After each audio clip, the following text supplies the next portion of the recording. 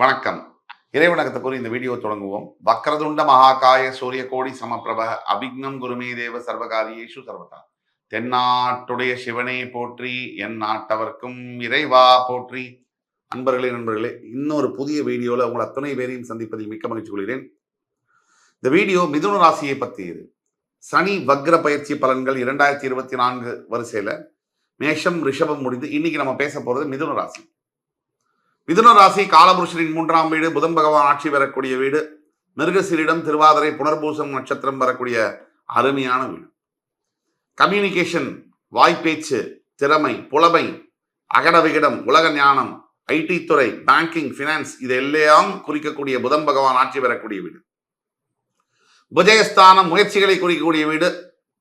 இளைய சகோதரர்கள், பார்ட்னர்ஷிப், நண்பர்களை குறிக்கக்கூடிய வீடு. இந்த வீடு ரொம்ப சிறப்பான ஒரு ராசி. இந்த மிதுன ராசி அன்பர்களுக்கு சனி வக்ர பயிற்சி பலன்கள் ஜூன் 12ஆம் தேதி சனி பகவான் கும்பராசியிலேயே வக்ரம் அடைந்து மறுபடி நவம்பர் 4ஆம் தேதி 2024ஆம் தேதி என்று வக்ர நிவர்த்தி அடைகிறார். இந்த காலகட்டங்களில் மிதுன ராசிக்கு என்ன நடக்கும்?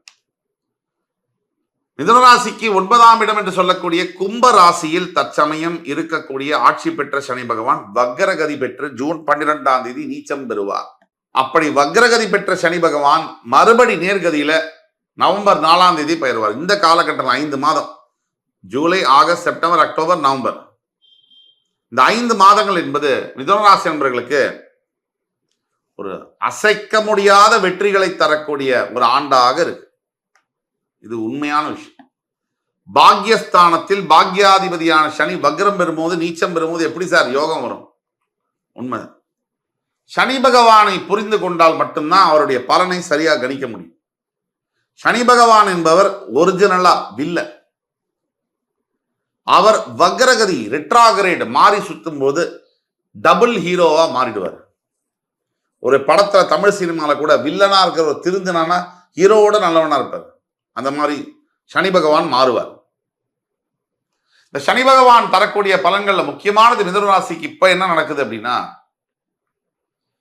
ஏகப்பட்ட உடல் ரீதியான தொந்தரவுகள். ஒரு தரப்பு மிதுன ராசி அன்பர்களுக்கு என்ன வியாதினே தெரியாம ஆஸ்பத்திரியில் லட்சக்கணக்கு போயாச்சு. இல்ல வந்த வியாதிக்கு என்ன மருந்துன்னு தெரியாம லட்சக்கணக்கில் போயாச்சு. என்ன ட்ரீட்மெண்ட்னு தெரியாம. அப்படிப்பட்ட மிதுன ராசி அன்பர்களுக்கு இந்த சனி வக்ர பயிற்சியானது மிகப்பெரிய அளவில் ஆறுதல் கொடுக்கக்கூடியது மட்டும் இல்ல, ஆண்டவனால் கொடுக்கப்பட்ட ஒரு வரப்பிரசாதமான வக்ர பயிற்சியாகவும் பார்க்கப்படுகிறது. 8ஆம் அதிபதி 9ஆம் பாவத்தில் வக்ரம் பெறுகிறார். எழுதி வச்சுக்கோங்க.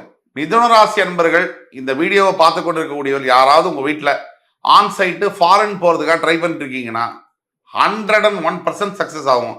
ஏற்கனவே இந்தியாவுக்கு வெளியில தான் இருக்கீங்கன்னா உங்களுடைய வாழ்க்கை அடுத்த கட்டத்தை நோக்கி நகரும். அப்போ மிகப்பெரிய அளவில் பணம் சேரக்கூடிய வாய்ப்பினை கொடுக்கும். சமுதாயத்தில் அந்தஸ்து மதிப்பை கூட்டி கொடுக்கும். இது எல்லாத்துக்கும் மேல விபத்துகளை தவிர்க்கும். அதான் முக்கியம். மிகப்பெரிய அளவில் நடக்கக்கூடிய விபத்துகளை தடுக்கக்கூடிய சக்தி என்பது 8ஆம் அதிபதி 9இல் வக்ரம் பெறும்போது ஏற்படும். மூச்சு காத்து கோளாறு யாருக்காவது இருக்கு மிதுன ராசி அன்பர்களுக்குன்னா அந்த கோளாறு இப்ப நிவர்த்தி செய்யப்படும். வேற எந்த ஹெல்த் ப்ராப்ளம் இருந்தாலும் சரி, நாம் சொல்லக்கூடிய வாக்கு என்பது திருச்செந்தூரில் இருக்கக்கூடிய சிவசுப்பிரமணிய சுவாமி பாதத்தில் இருக்கக்கூடிய வாக்கு மாதிரி கண்டிப்பாக சரியாகும். இது எல்லாத்துக்கும் மேல இன்னொரு மாஸ்டர் ஸ்ட்ரோக் இருக்கு. டைவர்ஸ் ஷுவர் அப்படின்னு விளிம்பு நிலையில, விவாகரத்துடைய விளிம்பு நிலையில இருக்கக்கூடிய ஹஸ்பண்ட் அண்ட் ஒய்ஃப் சேருவாங்க. குடும்பம் பெரிதாகும். எப்படி பெரிதாகும்? ஒரு குழந்தை இருக்கும்போது மற்றொரு குழந்தை பெறுகிறது. புதிய உறவுகள் கூட சேர்ந்து ஒரே வீட்டில் வாழக்கூடிய யோகம் பெறுவது, இந்த மாதிரியான நிகழ்வுகள் நடக்கும். பூர்வீக சொத்து ஏதாவது பைசல்ல இருக்கு கோர்ட்லனா கண்டிப்பா கிடைக்கும். இப்படியாக மிதுன ராசி அன்பர்களுக்கு மிக பெரிய அளவில் வியாபாரத்திலாக இருக்கட்டும், தொழிலாக இருக்கட்டும், வர்த்தகமாக இருக்கட்டும், எல்லாத்துலயுமே சோசியல் மீடியா, ஆன்லைன் பிசினஸ் ஆக இருக்கட்டும், மிகப்பெரிய அளவில் நீங்கள் வெற்றி பெறுவதற்கான வாய்ப்புகள் இந்த ஜூன் 12 நவம்பர் 4ஆம் தேதி வரைக்கும் இருக்கு. இதை பயன்படுத்திக் கொள்வது உங்கள்கிட்ட தான் இருக்கு. சரி, வெறும் நல்லதுதான் நடக்குமா, கெட்டது நடக்காதானா? கண்டிப்பா நடக்கும். தந்தைக்கும் மகனுக்குமான உறவில் சற்று விரிசல் ஏற்படக்கூடிய வாய்ப்பு இருக்கு.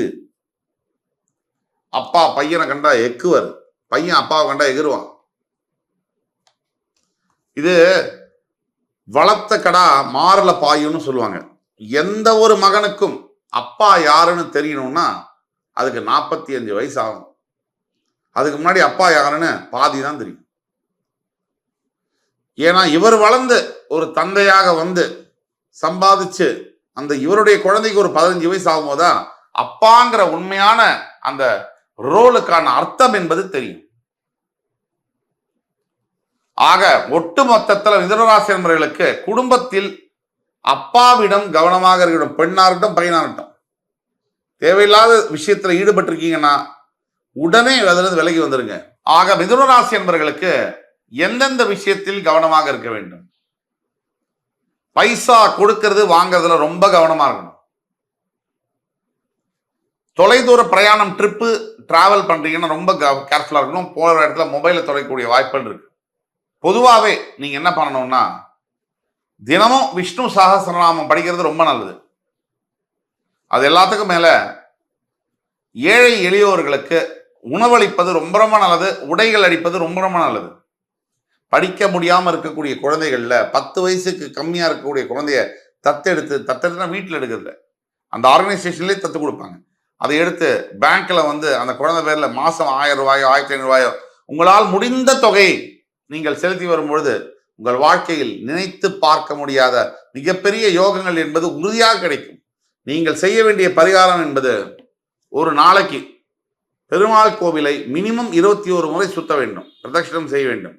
அந்த மாதிரி 11 நாளைக்கு செய்யும் பொழுது உங்களுடைய வாழ்க்கையில் மிகப்பெரிய நல்ல மாற்றங்களை கண்டிப்பாக காண முடியும் என்று சொல்லி அடுத்து வரும் காணொலியில் உங்கள் அத்துணை பேரையும் சந்திப்பதின் வரை உங்களிடமிருந்து விடைபெறுவது உங்கள் சுபாஷ் பாலகிருஷ்ணன். நன்றி, வணக்கம், வாழ்க வளமுடன்.